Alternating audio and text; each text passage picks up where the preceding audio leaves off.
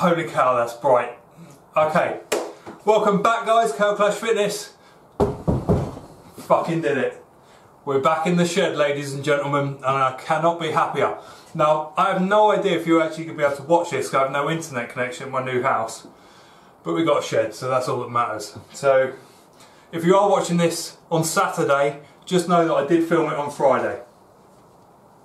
But if it's on Saturday, it's because I'm at my mum and dad's house. Anyway, yesterday I had a fever burn right through me. This is a fever that's taken everybody out at work for a week. For me, on my clean, healthy, vegan diet, went into me, burnt through me in the night, and I'm feeling fantastic again the next day. I'm going to have a couple of days off of training just in case. When I got the fever yesterday, I trained 3 times that day. Fever burnt through me, didn't get much sleep, been working like a whatever all day long to get moving, but it's worth it. We're back in the shed, ladies and gentlemen. I sent the extermination squads in to see if there's any sheep, but they got the memo. They must have got the memo because there's no sheep in here when I got here, so we're all good. Without further ado, anyway, because I don't want to make this video too long and we've got tons of questions to go through, and I don't know how much my 4G can take it, we'll get cracking. So number one, we're going to start with an easy one. LaDon James, will you ever bring your wife on camera with you? No, that is not going to happen. Hell will freeze over before that happens. I won't get into details, but that's definitely a no, and that's an easy question to start with. I thought there wasn't going to be any challenging names on it. M-Half82. Hi Steve, great to see the Q&A back. By the way, I haven't pre-read these questions. I have tried to reply to everybody. My question is, as a husband and a father, how do you manage to consistently stay on top of your training and nutrition and join in with family life? How do you get everything to gel? Oh, and I can't close the door properly. It's very windy outside, so you're going to have to put up with that until I fix it. How do you get everything to gel? Become a vegan a year ago. Nicely done, sir. And really got into my running and cycling, but I struggle. Any tips? So for me, what works really well for me is when I commute in and out of work, I cycle, so that's already 2 workouts done immediately. So if you can cycle or run or do anything like that on the way to and from work, then that's brilliant. I don't know how far away you live from work, but if you can incorporate working out as part of your commute to work, then that's a fantastic way of doing it. Lunch breaks as well. If you're lucky enough to have a shower at your office, then lunch breaks are a brilliant time. So for me, I'll cycle in, I'll run or swim at lunch, and then I'll cycle home. And then if I want to do a longer run, I'll squeeze that in once the little one's gone to bed. Okay, but basically when the little one's asleep, you can train, wake up a little bit earlier, plan things in with the wife. I probably will need to do a full video on this, but really it's just about working out when you've got the time. Your work life is really the ideal place. I don't know what you do. I do a sedentary office job, so I'm all cool with that. So I can cycle in, cycle back, work out on my lunch break, and it's all good. I will endeavour to make a full video on that though, sir. Per Christian Barholm, good to see the shed back. What's your weight goals and what's your split time goals? I think that is meant to say. So my weight goal, I hit 14 stone if you saw that vlog recently. I'm probably okay with 14 stone for the next couple of months over winter because, you know, 14 stone, everyone in my tri club, and they're smaller than me over the winter season, they're 14 stone. So I'm happy with 14 stone at the minute. When I get down to race weight, I'll go down to 12.5 stone. I'm not going to be able to fiddle about working out what those calculations are in any weight measurement that makes sense, but 12.5 stone will be my race weight for Ironman. 14 stone at the minute, just so I can carry around a bit of extra muscle and look good in this fantastically horrendous vest. Split times, I've been getting a talking to from my ultra marathon friend, and he is just telling me, do not focus on time. If you focus on time, it's just game over. This is the Ironman. He said to me, Steve, what is your goal for Ironman? My goal for Ironman, the first one, is to complete it. Job done. No funny business. And if I go out there attacking it like I normally do, thinking about times and flipping punishing myself, I'm not going to get to the finish line. and that is not good. And it's only a matter of time before I smack my head on that as well. I already did it just before I turned the camera on. Richard S. Back for a question. What is the best way to lose muscle mass and weight for heavy muscular legs? No sheep in the shed. Richmare. Richmare. Old school Cow Clash Fitness. You can't really spot lose any weight anywhere on your body. You can't lose muscle or fat off of one particular part of your body, so it just has to come off of everything, and really that will come with endurance training, longer but slower distances, just building up that endurance base, going easier, like I say, keeping it aerobic, and diet management, so making sure it's just very clean. For me, high carb, low fat, low protein, and you'll burn that muscle off. It's coming off easy for me, and it will come off easy for you. My thighs, because I'm doing my cycling to work at the minute, well, before I moved it was 12.4 miles, and now after moving I think it's going to be about 14 and a half miles each way. It's quite a short cycle, and against the wind it's actually quite difficult cycle, so I'll be more tired after sometimes that 12-mile ride than I'll be after a 60-mile ride, do you know what I mean, because of the wind. So my thighs are actually getting pretty big. Everything else is getting smaller, but frustratingly my thighs are getting bigger. Richmare. Beetroot Bosher, another legend in the game in the Steve Cow Clash Fitness shed, and he's come back for more. So happy you're doing this, Steve. Thank you. No, thank you, Bosher. Anyone that doesn't know, Bosher is the reason this channel's still going. When I had about 100 subscribers or so and I was just grinding out video after video, Bosher, who was I think new to run at the time, had just done a 10k, and I was literally just about to press delete on the channel. Bosher came along and he just sent me this really heartfelt message, and it just inspired me to keep going. So Bosher, you're a fucking legend, my friend. And we crossed each other's paths on the Brighton Marathon in 2016, so that was a good moment for Steve Cow Clash Fitness. Question is, please, how do you know when you've pushed yourself to the absolute limit, both physically and mentally? Right, that's an easy one. You haven't. No one has. The furthest I ever pushed myself was on the world's hardest half Ironman on the bike. My gallbladder, oh god, that was the worst pain I've ever had in my life. I don't even like to think about it.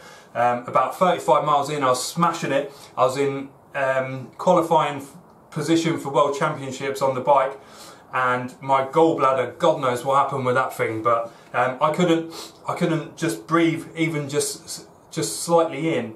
I couldn't move my diaphragm whatsoever. I just couldn't breathe, and everything just shut down. And in Exmoor, you are in the middle of nowhere on the world's hardest half Ironman bike course, and all I could think about was I had to finish the course because I was just alone basically, apart from other competitors. So much pain, but I just had to carry on, because to get to the medical tent, all I could think of was just get to the medical tent, you can collapse, and continued another 20 miles or whatever it was.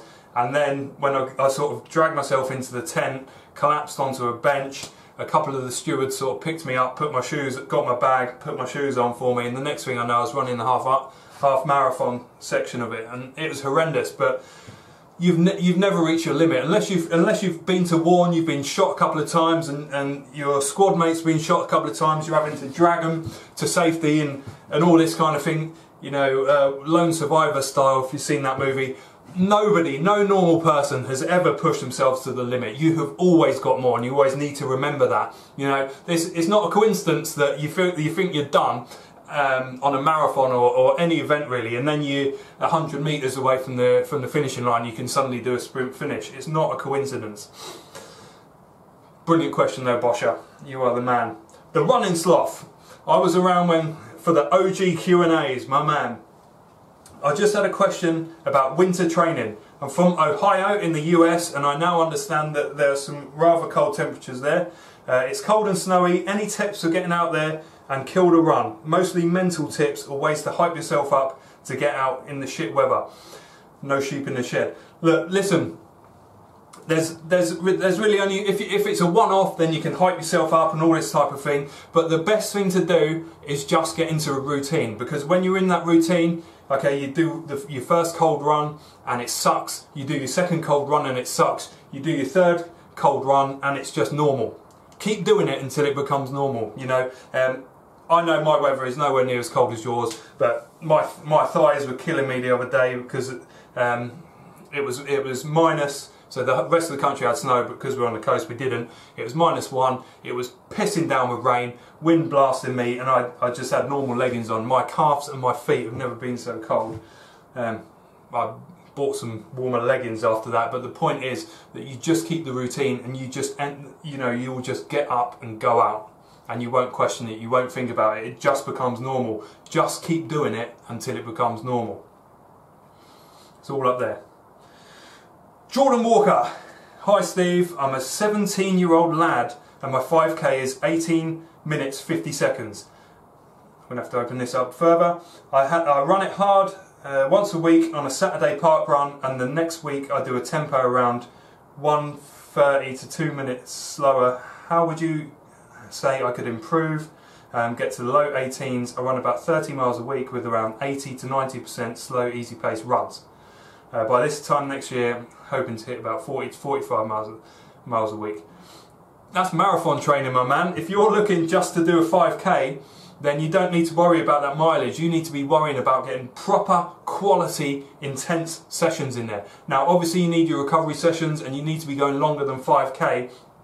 30 miles is more than enough. 40 to 45 miles is too much in my opinion. You want to be hitting all your correct type of workouts, you know, lactic shuffles and ladders and all the rest of it. Follow a program. Go online, follow a 5k program, join a running club where there'll be coaches, or get an online coach, because they will help you reach your goal, and it won't be about just grinding out mile after mile. Sorry, the phone's just turned off. It won't be all about just grinding out slow mile after slow mile about slow mile. It's about having a structured workout. So I think what you're saying is you do once a week, you do Saturday, and then you'll do a tempo run 2 minutes slower. You just need a much better structured workout. You need to be, if your full goal is getting fast 5k, then you need to be attacking speed. It's all about speed, speed, speed, speed, speed, following a structured program, and you'll get there. You're, would you say, 17 years old, you've already got a great time, you will smash it. Follow a program, stick to it, be relentless, be mentally strong, push yourself as hard as you can, and you'll be all good. I'm never going to be able to upload this on 4G, am I? I'm going to have to reduce the quality, so you're not going to be able to see Steve Cowclash in all his HD glory, but needs must. What do you think about low carb, high fat diet? Thanks for your energy. Okay, I wouldn't have any energy if I was on a low high carb, low fat, no wait, sorry, I always get this wrong. A low carb, high fat diet. There'd be no energy. In my opinion, maybe some people thrive on it, but from my experience, I thrive on a high carbohydrate, low fat diet. That's me, that's what works for me, that's what gives me all this energy to go out there and smash it every single day. High fat just makes me feel sluggish and horrible. I hate to run if I've got like a colon full of crap in there. It just feels heavy and ghastly. So nah, it's not for me. If I'm eating high fat diet, no thanks. No way. Not even close to being interested in that. It does not work for me. The great one, 4,511. Then my first bike race, 100 miles, and you put race in inverted commas, which is good if that's the first time you've gone long. My road bike is a single speed, not a fixie. I'm thinking about converting it to a geared bike. Will this increase my speed and overall performance? Your videos are great, man, keep it up. Yes, it will. I would never consider doing 100 miles on a fixie. What you want to do is get comfortable. You want to have a high cadence that's not burning your legs out, but you can still maintain for you whatever is for 100 miles, whatever is a good speed. And by being able to go up and down in gears, you're going to be able to maintain that cadence, maintain that power, without having to grind on your gears or without having to overly spin. So if you're going up, downhill, whether you're on the flat, you want to be able to pick the gear that's allowing you to get that cadence and get that power right. Okay, if you're really having to grind on those pedals, I've never ridden a fixie before and never will. But if you're having to grind on those pedals, you're going to blast your legs. And if you're having to spin the pedals too fast in order to keep the speed that you want, you're done for as well. So definitely get a cassette on the back, and you'd probably also want to think about getting a what do you want to call it, crank thing with a derailleur on the front. Advice to get through a 24... Steve, 4,239, my man. Advice to get through a 24-hour ultra. Jesus Christ, man. I don't know. I'll tell you what I'll do. I'm not going to answer that because I'm not in a position to do that. I will speak to my friend.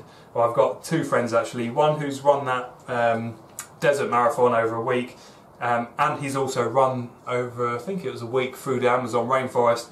And my mate at work, my current work, who just does ultras all day long. So I'll speak to him, and then I'll do another video on that.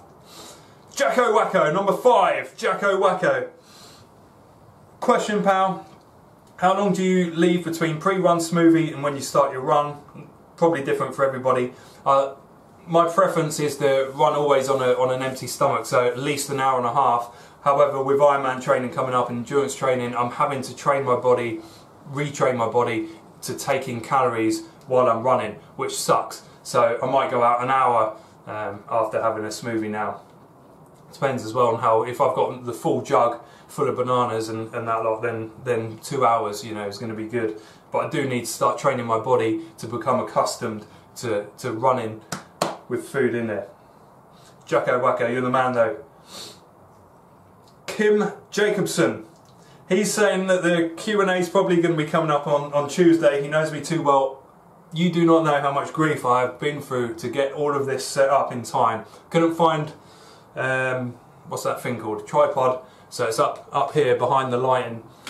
So it's not the perfect setup, but we're trying, my man.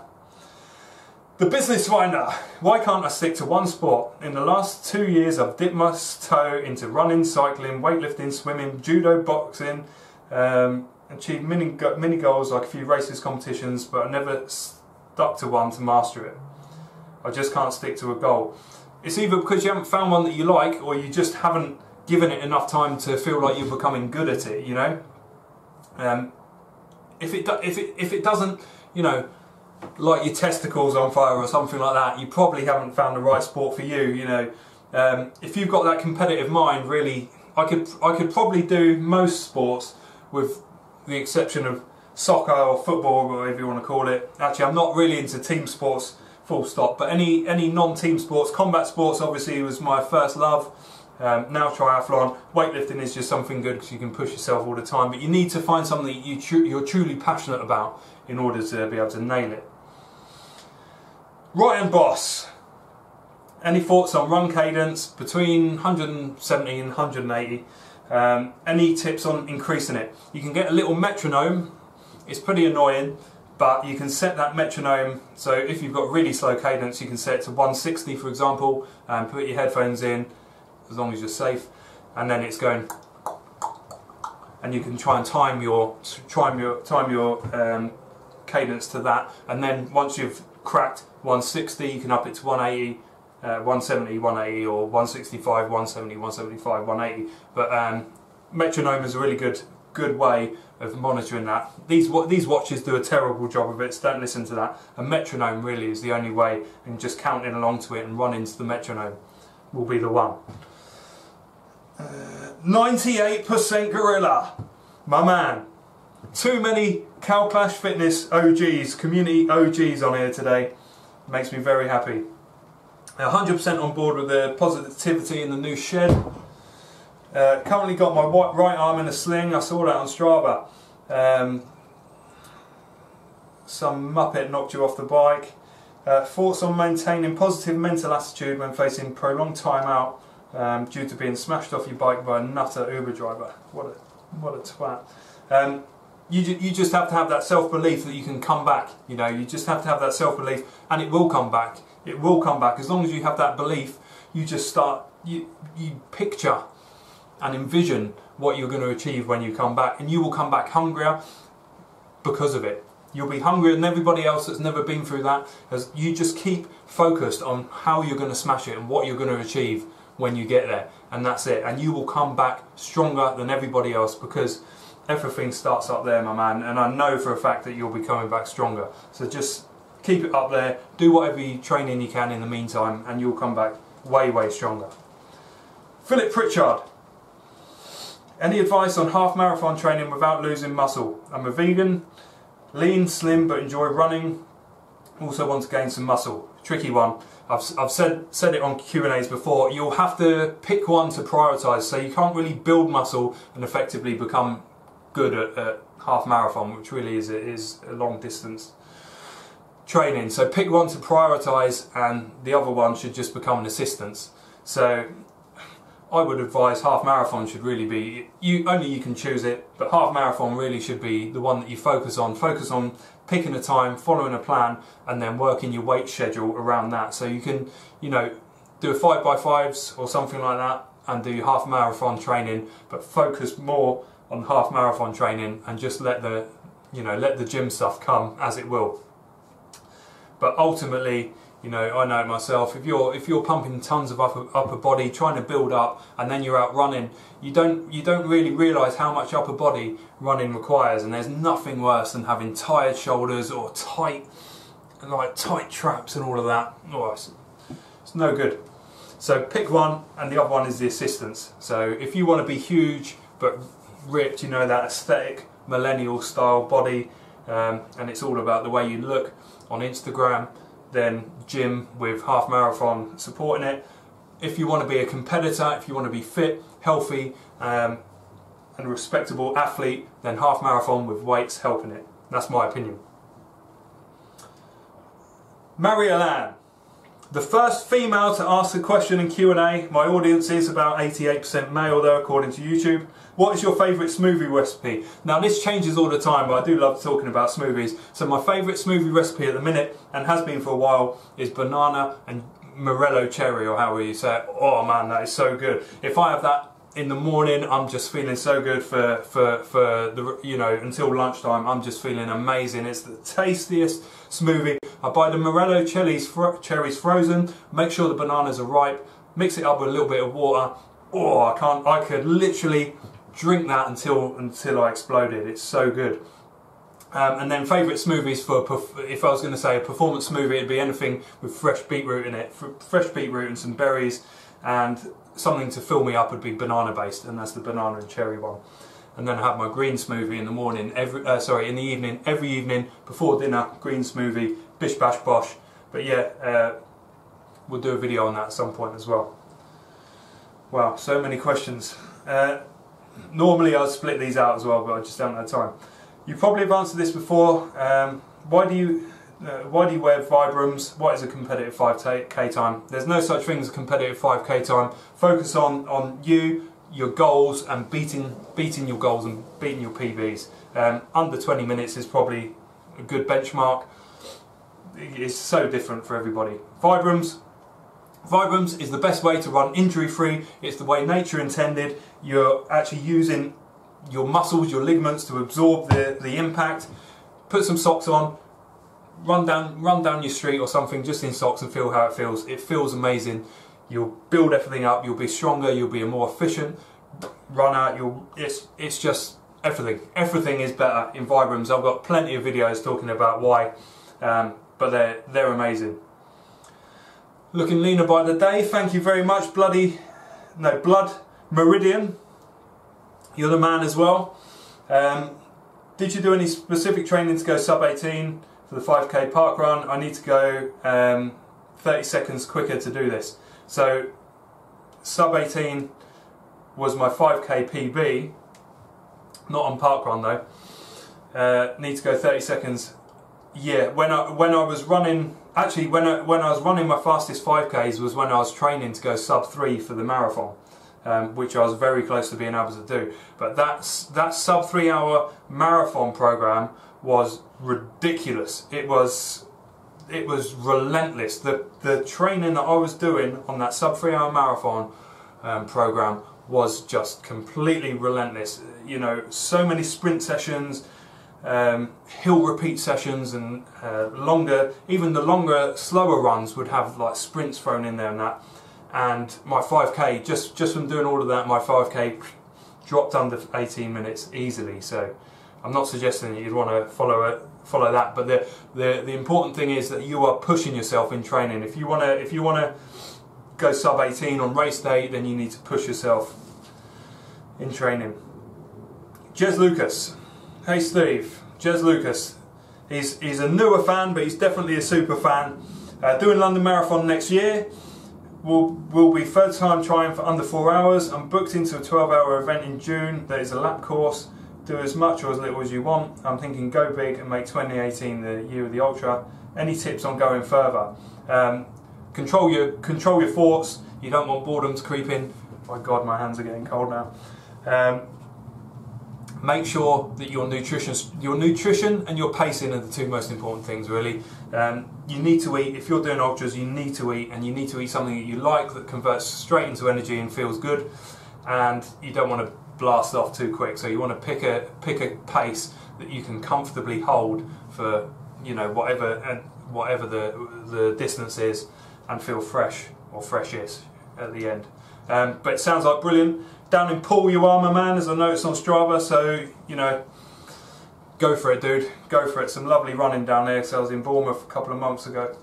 Freshly squeezed. What do you think of the Vibram ELX? I had to look these up, but they look amazing, actually. They look probably the closest thing to a barefoot run that you'll have in the Vibram. So I'd never heard of them before, I must be honest, but I'm very tempted to check these out now. So they might be, based on this comment and my research, they're probably going to be my next pair of Vibrams. So thank you very much for pointing those out. Steely Fans 675, opinions on rock salt. Let me just get that message out of the way. As someone who lives in a city, so you live in New York, you run barefoot, which is incredibly respectable living in a big city like that. And especially as I know what the temperature is in New York at the minute. The other areas are grassy and unpredictable, also covered with ice. How long should I wait until barefoot running again on these roads? Is rock salt even that much of a big deal? My man, I would just get a pair of Vibram 5 fingers, you know what I mean? Vibram 5 fingers through the winter, and then back on the barefoot running in the summer, because yeah, rock salt and ice and all the rest of it is not going to be good. And rock salt could be really sharp as well, so obviously if you are a barefoot runner, you don't want your feet to become all soft and things like that. God damn, this watch telling me to move all the time. Yeah, my hat goes off to you. If you can fit in just shorter runs where you know it's safer, I don't know where that might be in New York, just to keep the hardness of your skin up on your feet if you are running barefoot. But I'd say get a pair of Vibrams. You know, run barefoot when you can, get a pair of Vibrams to run in when you can't, so that you can. The most important thing is that you keep up your running, and then run barefoot when you can. That would be my advice. Kenneth Mulrooney, breakfast smoothie recipe to fill up an Irishman. I don't know if such a smoothie recipe exists, but the aforementioned banana and Morello cherry. I don't know if you have Asda's in Ireland. You probably might do. But I get mine from Asda, the cherries, and then obviously bananas you get from anywhere, and that's just an amazing smoothie. And the Business Finder recommends spinach, bananas and whiskey. I'm not sure I'd recommend that, but give it a go and let me know what it tastes like. Concrete 182. First of all, love this video, old school attitude, generally looking forward to more Q&As. Question, what's your opinion on the Maffetone method? Generally heart rate based training. I probably should have looked this up before doing the video. Generally for longer distances, stick to 140 to 150 heart rates, build my aerobic base with very little speed work. Yeah, if going long is your focus, then yeah, keeping your heart rate between 140 and 150 is definitely the right thing to do. It's what I need to start doing for Ironman, and it's definitely the right thing to do. That's not to say speed should be completely avoided at all costs. It shouldn't. You should still have a few sprint sessions in there if you're following a program. I don't know how far you are going, it doesn't say. But if it's up to marathon or even slightly further, or Ironman, then you need to be varying your training. So you can't just always just grind out mile after mile after mile at the same pace. It is good to add sprints and keep your body guessing as well. But yeah, I need to start running slower. And I need to start running to heart rate as well. So you know, I think it's good. Avi Kandpal, I run bare feet or in Vibrams with my knees bent. Is it unusual? Because it's working for me. No, your knees should be slightly bent when you hit the floor. Obviously, I haven't seen your gait, but it seems perfectly fine to me. Mine are. No, you want to be slightly bent and then you spring back off. So that's all good, I think. James Finucane. Hi Steve, love the energy. Question, encourage your kids to be vegan and fit or let them find out their own ways? Encourage them, depends. More difficult for me because my wife is not vegan, his mother is not vegan. But you should definitely educate them, let them know. My experiences are that kids absolutely love animals, so if they actually realise that they're eating them, they don't want to do it. So educate them. Injuries every 3 months keep setting me back on my goals. Will I ever get past lower leg issues? Rest, get strong, get excited, then get injured, repeat. If you keep doing the same thing and the same thing's happening, then you need to change something. I don't know your exact circumstances, but if you keep doing the same thing and you keep getting injured, then you're doing something that's probably causing that. You might not be stretching enough, or you could maybe get yourself a nice little rolling pin and roll your muscles. Listen to your body. You might be going too hard or too long, or doing something too quickly, too soon. I'm not too sure.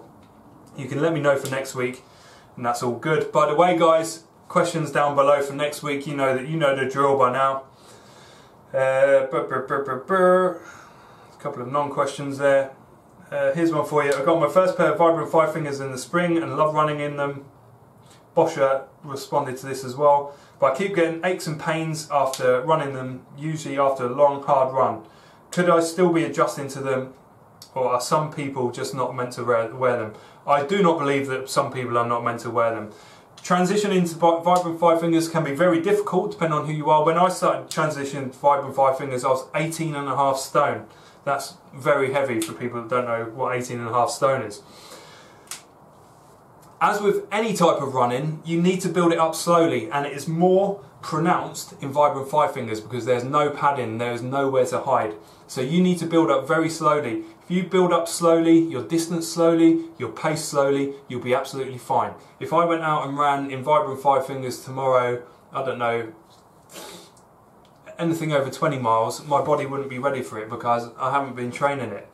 So you just need to, whatever distance you've trained for in Vibrams, your body will be able to handle. So you just need to keep going slowly but surely, and you'll be fine. Build up gradually, and that's all. That's really all it is. You know, you wouldn't be able to put on a normal pair of shoes after training 5Ks and just run a marathon. Do you know what I mean? So it's just more. It's more pronounced in Vibrams. Geez, I'm near the end. The Havoc, Steve, are you still? And did you remain vegan during your long break and bulk up? Not asking to judge you, just curious. So if the question is, did I deviate from the vegan diet in order to build up? Was the muscle built because I deviated from a vegan diet? No, absolutely not. I did not eat any foods, any non-vegan foods in order to bulk up. If the question is, am I an absolutely perfect human being and vegan, the answer is no. When I was, you know, pretty depressed about my health and stuff like that, I did eat an ice cream and I felt incredibly fucking shit after it. And sometimes it's like those lapses in judgment and error that make the man. But you know, I'm a human being, and I'm not one of these people on YouTube that's just going to pretend to be perfect, you know what I mean? So I did fall off the wagon, I did eat an ice cream, it made me feel absolutely terrible, and after that I went straight back on it. If you're asking me if I did any protein shakes or eat meat or anything like that in order to get big, then the answer is hell no. All of the muscle was built completely and utterly vegan, and unless one lapse when I ate an ice cream had built all that muscle, but I don't think it did. But yeah, I'm not perfect. Anything I do, whatever I do and try and do, I'll screw up at some point. And being vegan, you know, anyone that puts that pressure on you, YouTube or otherwise, to be perfect is just putting unrealistic expectations on you. And all that will do is, if you do fall off the wagon, you'll think, oh, I'm not vegan anymore, and you'll just start, you know, eating a normal lifestyle. I'm not perfect, I'm a normal person. I did fall off the wagon, I ate an ice cream, and then I got back on. I was depressed about my health, I couldn't even walk up a flight of stairs at the time without being out of breath. That is the honest truth, and it was horrendous. Everything felt like, my whole life really is built around exercise and pushing myself, and that is my meditation, that is my way out, that is my way of relaxing. and that was all taken away from me, and it sucked. So, you know, that's the way it is. 100% vegan now, all the time. Will I fall off the wagon again? I don't know. Hopefully I've got a long life left ahead of me. Touch wood. We will see. Hopefully I will not fall off the wagon. It is not my intention to, obviously. Guys, as always, thank you very much for your comments, your support, everything over the years. We're back in the shed. Q&A Friday will be back next week, next Friday. I still won't have an internet connection, but I might go and try and mooch some internet off of my friend who lives around the corner. Guys, for now, you know what to do by now. Leave your comments for next week, questions for next week down below. They can be absolutely anything. Thank you from the bottom of my heart. We need to say it, don't we? I'm not a sheep. You are not a sheep. There's no sheep in the Steve Cow Clash Fitness shed. Guys, keep it rolling.